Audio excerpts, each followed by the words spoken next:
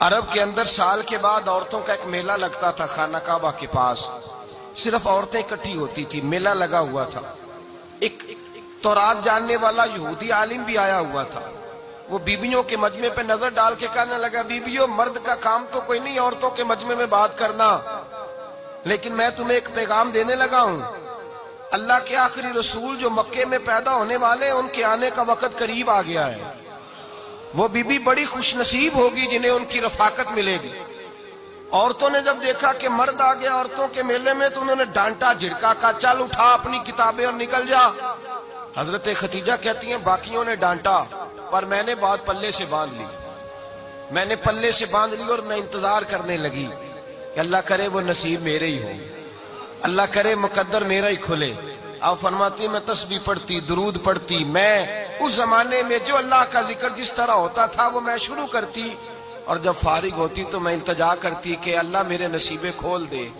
کہتی ہیں آہستہ آہستہ آہستہ آہستہ میں حضور کی تعریف سننے لگی.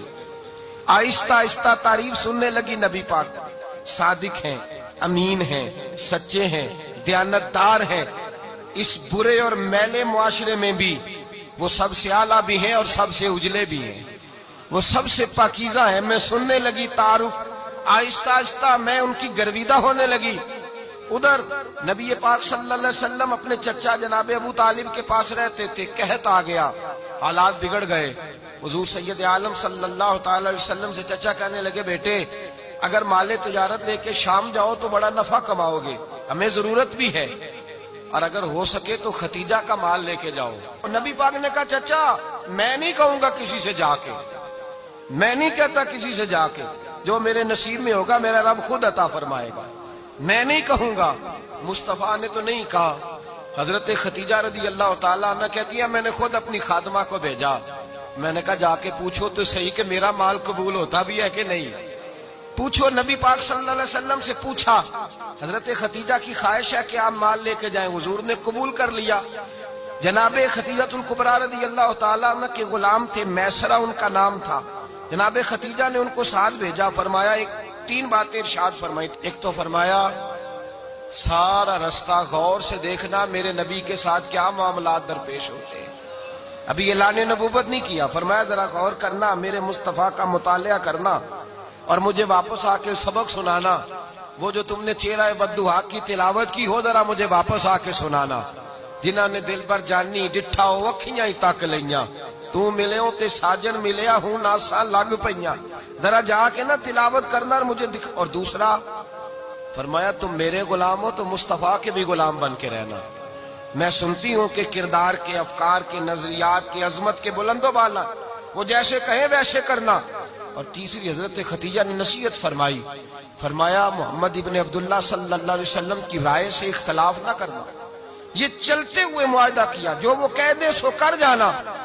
غلام کہتے ہیں میں ساتھ گیا, باتیں میں نے سن لی, لیکن جب سفر شروع ہوا نا ابھی چند منزلیں طے ہوئی تھی. میں نے کہا خدیجہ آپ نے کیا نصیحت کرنی تھی, ان کے ساتھ جو رہے گا وہ ان کا غلام ہی بن جائے گا. ان کے ساتھ جو رہے گا تو اجے میرا محبوب نہیں ڈٹھا جن ویکھ کے چن شرماوے, جے رکھے ہاتھ پھلاں وچ ہاتھ نال پھلاں رل جاوے, تے ادھی راتی چن چڑھ جاندے جدوں جلوہ فرماوے. مایا جو بھی ساتھ رہتا غلام ہو جاتا. میسرہ کہتے میں گیا, تجارت شروع ہوئی.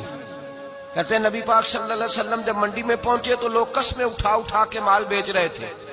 اللہ کے محبوب جب گئے نا تجارت کرنے تو ایک آدمی کہنے لگا چلو معاذ اللہ بتوں کے نام تھے لات و منات, کہنے لگا لات کی, عزا کی, منات کی قسم اٹھاؤ. تو نبی پاک فرمانے لگے ان کی قسم اٹھاؤں جن کا میں نام لینا بھی پسند نہیں کرتا.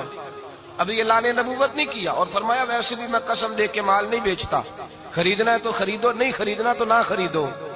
کہتے ہیں لوگ قسمیں اٹھا اٹھا کے پیچھے جاتے تھے, پر میرے نبی جس سے رخ پھیرتے تھے وہ نبی پاک کے پیچھے ہو جاتا تھا.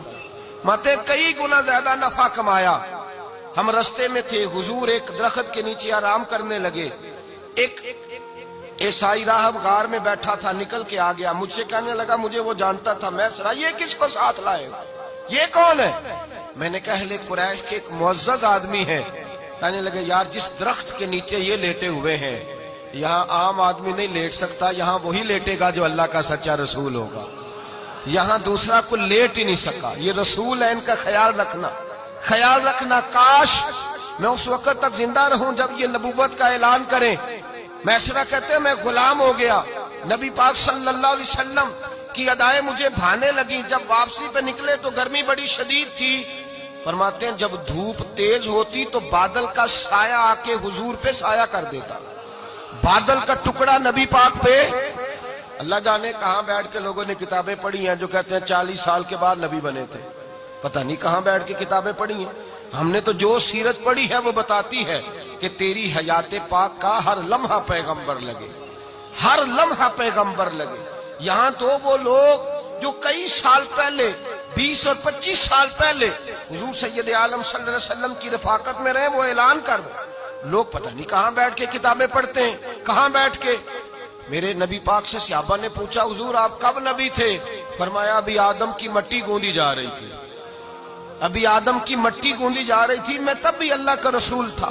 میرے بھائی نبی رحمت سید عالم صلی اللہ علیہ وسلم کے غلام حضرت خدیجہ کے غلام کہتے ہیں واپس آیا. اور پہلے بھی کئی دفعہ حضرت خدیجہ کا مال گیا تھا، بڑے نفع آئے تھے، پر جو نفع اس سال آیا وہ پہلے کبھی نہیں آیا تھا. کہتے ہیں مجھ سے حضرت خدیجہ کی سہیلی بھی بیٹھی تھی، میں بھی آ گیا. اور جناب خدیجہ کی سہیلی کہنے لگی چل مال کے بارے میں کچھ بتا، کتنا بکا؟ میں نے کہا مال چھوڑو، مصطفیٰ کی سنو. اور پھر کہتی چلو ٹھیک ہے، بادل سایہ کرتا تھا، چلو ٹھیک ہے. تم سے راہب نے پوچھا تھا یہ صحیح ہے، انہوں نے تیری سارے رستے بڑی خدمت کی، تیرا بڑا خیال رکھا، پر یہ بھی بتا تجارت کیسے ہوئی؟ تو میسرہ کہنے لگا زندگی میں نے بھی ساری گزار دی ہے، پر اس رسول کے ساتھ 4 دن ہی گزارے ہیں. حد ہو گئی مجھ سے، اور کچھ نہ پوچھو، اور کچھ نہ پوچھو. آ میرے دل آمنہ کے لال کی باتیں کرے، اور کچھ نہ پوچھو، بس ذکر ان کا چھیڑیے ہر بات پر، اور چھیڑنا شیطان کا عادت کیجئے. بس مجھے حضور کے تذکرے بیان کرنے ہیں، ذکر مصطفیٰ کرنا ہے. حضرت خدیجہ الکبریٰ بڑی متاثر ہوئی. کہتی ہیں مجھے درجنوں لوگوں نے پیغام نکاح دیا تھا، پر میں نے سنی نہیں تھی. میں نے نفیسہ کے ہاتھ پیغام بھیجا. میں نے کہا میری عمر 40 سال ہے، ان کی 25 سال ہے، اور میرا اعمال اور طرح کا ہے. وہ شہنشاہ ہے، جا کے پوچھو تو صحیح، بھلا میں قبول ہوتی ہوں؟ پوچھو. نفیسہ کہتی ہیں میں آئی تو وہ خاتون جن کے لیے لوگ بڑے بڑے قریش پیغام دیتے تھے، پیغام لے کے آئی. تو رسول پاک نے عجیب رنگ بیان کیا اپنی سیرت کا. جب میں پہنچی میں نے کہا خدیجہ نکاح کرنا چاہتی ہیں؟ نفیسہ کہتی ہے میرا خیال تھا کہ کوئی اور ہوتا تو کرسی سے اٹھ کھڑا ہوگا، فوراً کہے گا اچھا جلدی کرو بات کرو. جب میں نے آ کے کہا نا حضور خدیجہ نکاح کرنا چاہتی ہے، تو نبی پاک نے میری طرف دیکھا، فرمایا وہ کہتی ہے کہ تم کہتی ہو؟ کہا وہ کہتی ہیں. تو حضور نے فرمایا ٹھہر جاؤ، میں اپنے چچا سے پوچھ کے بتاؤں گا، میں مشورہ کروں گا، میں پوچھ کے بتاؤں گا. آج بچوں کو کچھ سبق بڑے یاد ہیں. کہتے ہیں پسند کی شادی کرنا حضرت صاحب ناجائز ہے، پسند کی شادی کرنا کوئی ناجائز ہے؟ اور میں نے کہا بھائی صرف ایک ہی جائز چیز رہ گئی، اور کوئی شے جائز نہیں. یہ ایک ہی جائز چیز ہے جس کا فتویٰ سارے نوجوان پوچھتے پھرتے ہیں، سارے رانجے بنے پھرتے ہیں، مجنوں بنے پھرتے ہیں، سارے مئی وال ہو گئے. اللہ پاک کو ہدایت کی توفیق عطا فرمائے. سارے اس بری لت کا شکار ہو گئے. اور بھائی نبی پاک سوائے خدا کے کسی کے پابند نہیں، لیکن میرے مصطفیٰ نے اپنی امت کو یہ درس دیا ہے کہ جو بڑوں کے شفقت کے سائے میں چلتا ہے اللہ اس کی مدد فرمایا کرتا ہے.